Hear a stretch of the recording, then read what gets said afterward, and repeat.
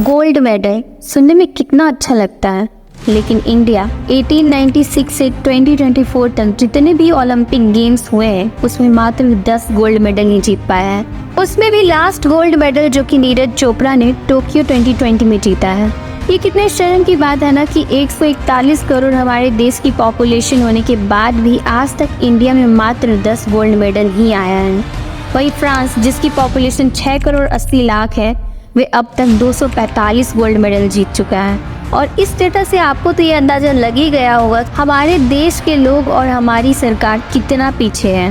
वही बात करें अमेरिका और चीन जैसे देशों की, तो अमेरिका 1117 और चीन 303 गोल्ड मेडल अभी तक जीत चुका है। लेकिन इन चीज़ों से आपको कहाँ फर्क पड़ने वाला है। आपको तो बस गोल्ड मेडल चाहिए और वर्ल्ड कप चाहिए, और उससे भी ना मन भरे तो सोशल मीडिया पर प्लेयर्स को ट्रोल करने में लगे रहते हो। लेकिन ये कौन डिसाइड करेगा कि कितने पॉपुलेटेड देश होने के बाद भी मेडल प्रोड्यूस करना तो छोड़ो, प्लेयर्स ही नहीं प्रोड्यूस कर पा रहे हैं। आखिर क्यों?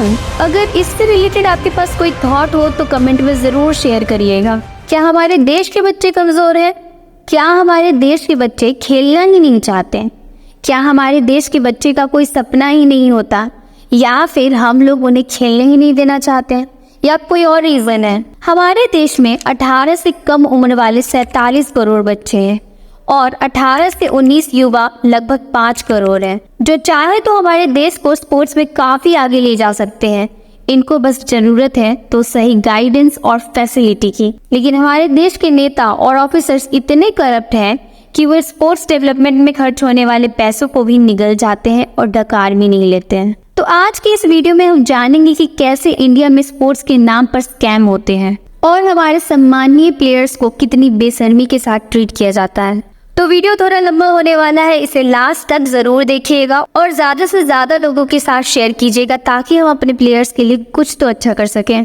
साल 2011 जब भारत का सबसे बड़ा स्पोर्ट्स स्कैंडल कॉमनवेल्थ गेम्स घोटाला दुनिया के सामने आया। Continue to darken over the Commonwealth Games, and this is the biggest scandal to hit the Commonwealth Games. Ahead of the Commonwealth Games, another crisis is looming large. Commonwealth games घोटाले में नई दिल्ली में आयोजित 2010 के कॉमनवेल्थ गेम्स की तैयारी के दौरान पैसे की बड़े पैमाने पर हेराफेरी की गई। इसमें कुल 70,000 करोड़ का घोटाला किया गया। इस स्कैंडल में सुरेश कलमाडी और उनके सहयोगियों का नाम सामने आया। सुरेश कलमाडी उस समय की कांग्रेस पार्टी के प्रतिनिधि और दिल्ली कॉमनवेल्थ गेम्स के ऑर्गेनाइजिंग कमेटी के चेयरमैन थे। फिर आता है साल 2012 जब इंटरनेशनल ओलंपिक्स कमेटी के द्वारा इंडियन ओलंपिक्स एसोसिएशन को बैन कर दिया जाता है। आईओसी का कहना रहता है कि इंडियन ओलंपिक्स एसोसिएशन के जो ऑफिशियल्स हैं वे करप्ट हैं, जो आईओसी के रूल्स और स्टैंडर्ड को मैच नहीं करता है। इंडियन ओलंपिक्स एसोसिएशन के बैन हो जाने के कारण 2014 के सोची विंटर ओलंपिक गेम्स में इंडियन एथलीट पार्टिसिपेट नहीं कर पाते हैं। ना जाने ऐसे कितने केसेस हैं। ये लोग तो हमारे प्लेयर्स की लाइफ बर्बाद कर ही रहे हैं, साथ ही साथ हमारे देश का नाम भी ग्लोबली उछाल रहे हैं। इन लोगों को शर्म नहीं आता है, चाहे प्लेयर्स मरे या देश का नाम बदनाम हो, इनको अपना पेट भरने से मतलब रहता है। ये तो ग्लोबल लेवल की बात थी। अब आप जानेंगे कि लोकल लेवल पर हमारे देश में स्पोर्ट्स का क्या हाल है। 2024 से 25 के लिए इंडियन स्पोर्ट्स बजट 3442 करोड़ है, लेकिन ये पैसे कहाँ इन्वेस्ट हो रहे हैं किसी को नहीं पता। जब district information system for education DIAC ने एक सर्वे नेशनल वाइड कंडक्ट किया, तब उसमें बिहार सबसे वर्स्ट स्टेट निकल के आया, जो कि playground facility, electricity connection provide करवाने के मामले में बहुत ही पीछे था। वही बिहार के गवर्नमेंट स्कूल राजकीय मध्य विद्यालय राजापुर के क्लास 6 के स्टूडेंट अंकुश सिंह कहते हैं कि मैं रेसेस में पार्ट लेना पसंद तो करता हूँ, लेकिन मेरा स्कूल ऐसे किसी भी तरह का इवेंट ऑर्गेनाइज ही नहीं करवाता।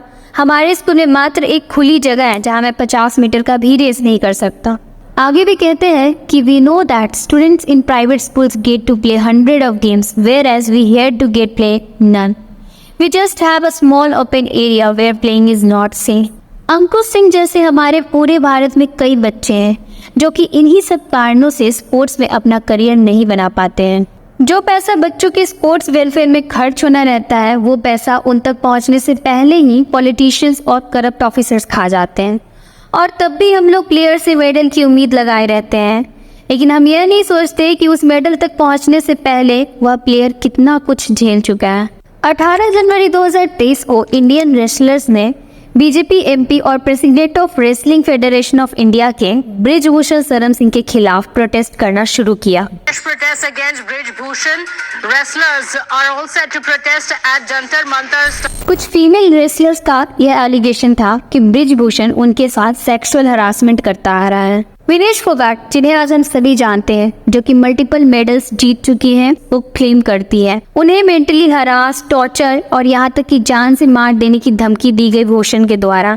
क्यों? क्योंकि उन्होंने उसके खिलाफ प्राइम मिनिस्टर मोदी और स्पोर्ट मिनिस्टर अनुराग ठाकुर को कंप्लेन किया था। नवंबर 19, 2023 इंडिया का वर्ल्ड कप फाइनल मैच हो रहा था अहमदाबाद स्टेडियम में, जहां अधिकतर फिल्म एक्टर और एक्ट्रेस आए हुए थे और लगातार कैमरामैन एक्टर और एक्ट्रेस पर ही फोकस कर रहे थे। लेकिन इन सभी के बीच एक सुपरस्टार भी थे जिस पर कैमरामैन ने पूरे मैच के दौरान एक बार भी फोकस नहीं किया। हाँ, मैं बात कर रही हूँ हमारे गोल्डन बॉय नीरज चोपड़ा के बारे में। अगर सोशल मीडिया पर वीडियो वायरल नहीं होता तो लोग ये भी नहीं जान पाते कि नीरज चोपड़ा अपनी इंडियन क्रिकेट टीम को वहां सपोर्ट करने आए हुए थे। आज उस वीडियो में हमने इतने सारे इंसिडेंट के बारे में बात किया जहां हमारे रिस्पेक्टेड प्लेयर्स के साथ गलत तरीके से ट्रीट किया गया है। और ये तो कुछ भी नहीं, हजारों ऐसे इंसिडेंट भरे पड़े हैं, लोकल लेवल से लेके इंटरनेशनल लेवल तक। क्या ऐसे हम गोल्ड मेडल जीतेंगे? इंडिया का स्पोर्ट्स में पीछे रहने का एक और कारण है हमारे इंडियन पेरेंट्स। हमारे पेरेंट्स का एक माइंडसेट है कि पहले वे दूसरे बच्चों को देखकर अपने बच्चों का फ्यूचर डिसाइड करते हैं। अगर मोहल्ले में एक लड़का आईपीएस बन गया तो उस मोहल्ले के सारे पेरेंट्स अपने बच्चों को आईपीएस बनाने की होड़ में लग जाते हैं। वे ऐसा इसलिए करते हैं क्योंकि वे भी अपना लाइफ अभी तक इसी तरीके से जीते आए हैं।